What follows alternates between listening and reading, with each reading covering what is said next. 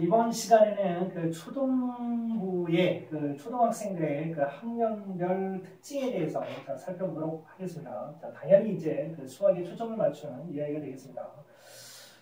제가 오랫동안 이렇게 그 교육 현장에서 학생들을 지켜보면서 느꼈던 자, 그런 학생들의 특징과 자, 수학 공부를 어떤 식으로 하는 게 좋은지 그런 내용에 대해서 자, 이야기를 한번 해보도록 하겠습니다. 초등학교 1학년 같은 경우는요, 초등학교 1학년 같은 경우는 그 학생들의 그 특징이 있는데요. 그 특징이 어떤 특징을 가지고 있냐면은, 자, 상대방을 별로 의식하지 않는다는 겁니다. 그러니까 우선 그 모든 세상의 중심이 다 자기예요. 그래서 수학 문제를 풀더라도 가장 중요한 것은 내가 빨리 풀었느냐, 아니면 친구들보다 늦게 풀었느냐, 뭐 이런 겁니다. 그리고 내가 했다, 못했다, 뭐 이런 거에 초점이 주로 맞춰지게 됩니다. 그런데 이런 그 초등학교 2학년 학생들의 그런 어떤 특징은요, 오히려 수학 공부하는데 큰 도움이 될 수 있습니다. 그 방향만 정확하게 안다면요. 그래서 그 초등학교 2학년 학생들 같은 경우는 자기 자신이 주가 되고 다른 학생들의 신경을 만약에 쓰지 않는다면 개별적으로 학생들의 승부욕을 비추기는 그런 그 방식으로 수업을 진행을 하게 되면 수학 공부를 할 때 부추기게 되면은 굉장히 성과가 좋습니다.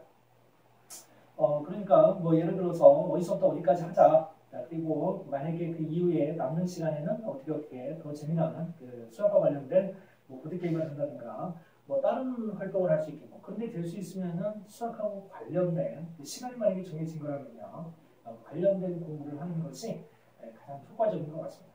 가장 중요한 것은 전체적으로 다 학생들을 이렇게 끌고 가려고 하면 굉장히 어렵다는 겁니다.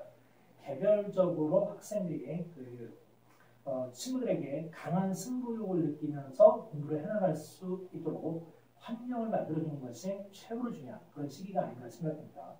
이때 만약에요, 그 지도하는 선생님들이나 또 집에서 그 부모님들께서 그 학생들을 갖다가 지도를 할 때,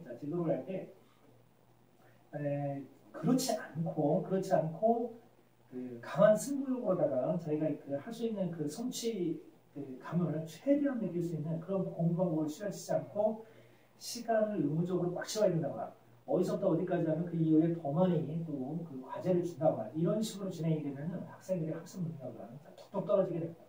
그래서 일단은 그 학습량이 정해지면요. 정해지면은 이걸 만약에 내가 2시간 동안에 그 아이하고 하기로 했다라고 하더라도 1시간 반 만에 끝나면 나머지 30분은 여유 시간을 준다든가 그리고 다른 어떤 수학적인 뭐 보드게임이나 이런 걸 할 수 있도록 그 시간을 배려해 주시는 것이 좋습니다.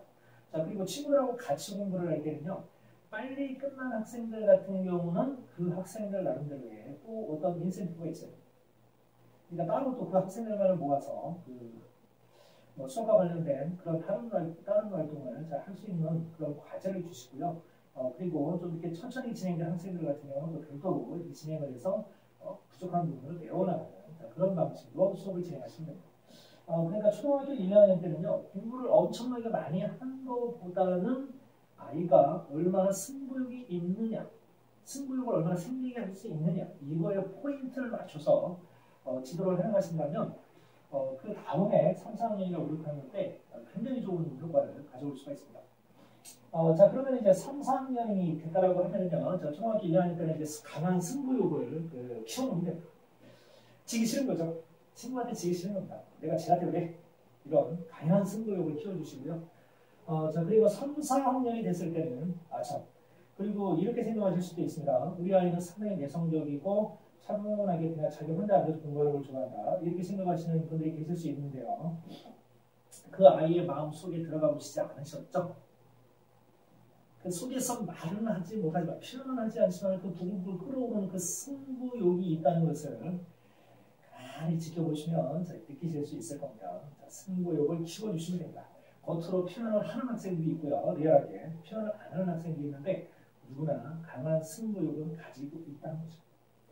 자, 그러면 이제 3, 4학년이 됐을 때 강한 승부욕을 바탕으로 해서 이제 3, 4학년도 그러면 더 막 승부욕을 부채질하면서 가르쳐야 되느냐? 그렇지가 못합니다. 왜 그러냐면 3, 4학년이 되면은 그 3, 4학년 때 공부한 그런 수학적인 내용들은요, 이제 어려워지기 시작합니다. 자, 그래서 그 개별적으로 자기 혼자 이렇게 공부를 해나간다는 것이 굉장히 어렵습니다. 서로 뭐를 해야 되냐면, 자, 협동을 해야 된다는 거죠. 자, 공부를 하는데, 나 혼자만 할 수 있는 그런 상황이 아닙니다. 나 혼자만 할 수 있는 상황이 아니고요. 옆에 있는 친구들과 같이 협동을 해가면서 그 어려운 문제를 자, 하나씩 하나씩 친구의 도움을 받기도 하고요. 자, 내가 친구의 도움을 주기도 하고요.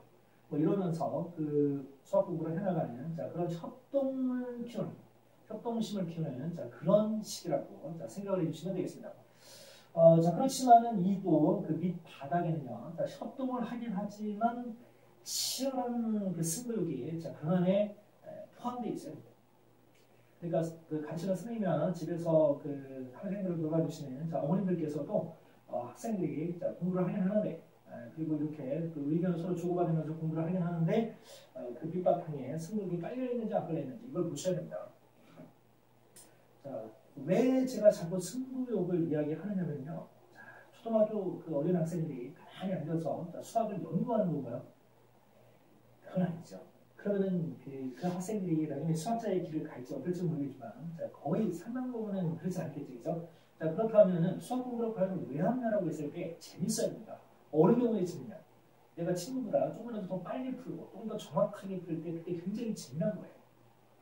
자, 근데 자기 혼자만 독주할 수 있는 그런 그 상황은 아닐 겁니다. 자, 자기가 잘하는 분야도 있지만 친구가 또 자기 나름대로 했고 잘하는 분야가 또 있어요. 그러면 어차피 치락하면서 서로가 서로의 협동, 그 승부욕을 부추기면서 그러면서 또 자기가 잘하는 부분으로 또 잘하고 싶거든요. 그러면 저 친구한테 자기가 잘하는 부분을 알려주고 그 친구가 잘하는 부분은 내가 듣고 이렇게 하면서 협동심까지 키우면서 성장해 가는 겁니다. 자, 그럼 이제 4학년까지 왔다라고 했을 때, 자, 5학년은 어떻게 해야 되냐? 자, 5학년은 정말 분수령입니다. 이걸 어떻게 하면 좋을까요? 자, 이제 사춘기에 서서히 여학생들 같은 경우는 접어들고요. 그 다음에 학교에서도 이제 그 부모님이 시키라 그 하라는 대로 학교 갔다 와서 숙제했니라든가 뭐 이런 그 학원 갔다 와서 숙제 다 끝내니라는 자, 이런 말에 고물고물 따르다 나니까 서서히 문제를 일으키기 시작합니다. 자녀를 가진 부모님들, 자, 그리고 선생님들은 누구나 다 그렇게 계실 겁니다. 자, 5학년서부터 서서히 문제가 됩니다. 자, 이때 자, 가장 중요한 것이 뭐냐면 자, 학습 습관을 자, 잡아주는 겁니다.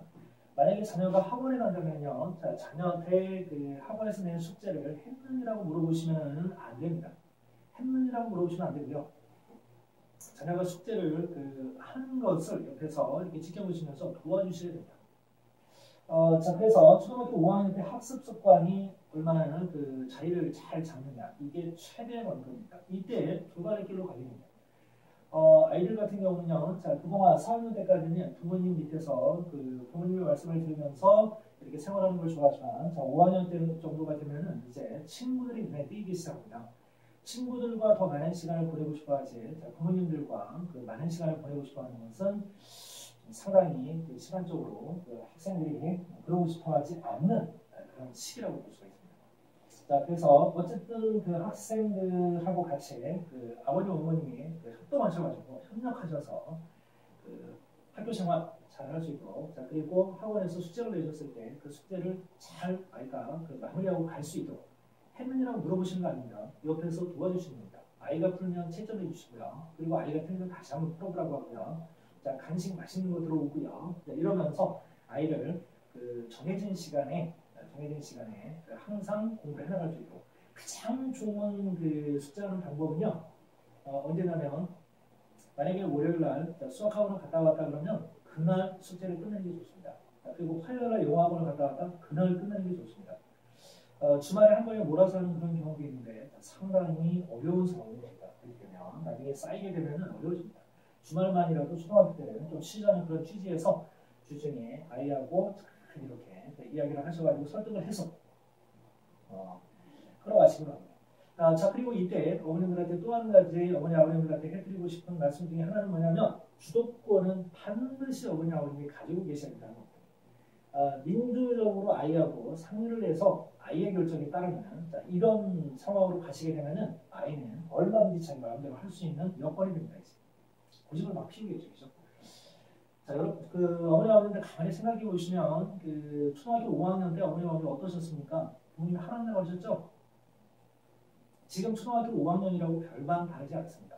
고등학교 3학년도 제가 어느 거를 가야 될까요? 제가 나중에 뭐를 해야 될까요? 이렇게 묻는 학생들이 태반입니다.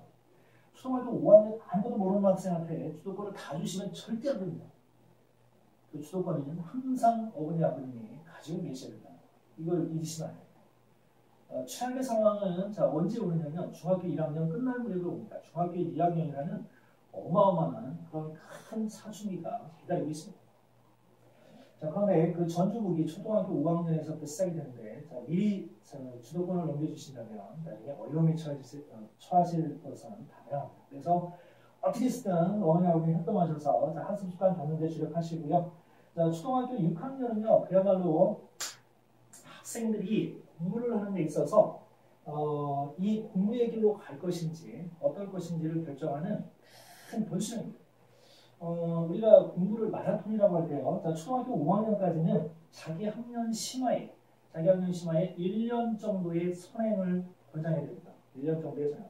그런데 초등학교 6학년이 되면 절대 그렇지 않습니다. 이때는 개인적인 능력 차에 따라서 자, 중학교 1, 2, 3학년까지 다 끝낼 수 있는 학생도 있고요. 자, 중학교 1, 2학년, 그 다음에 자, 중학교 1년 이렇게 선행을 마치는 학생이 있는데 대부분의 학생은 여기에 포인트가 맞춰질 겁니다.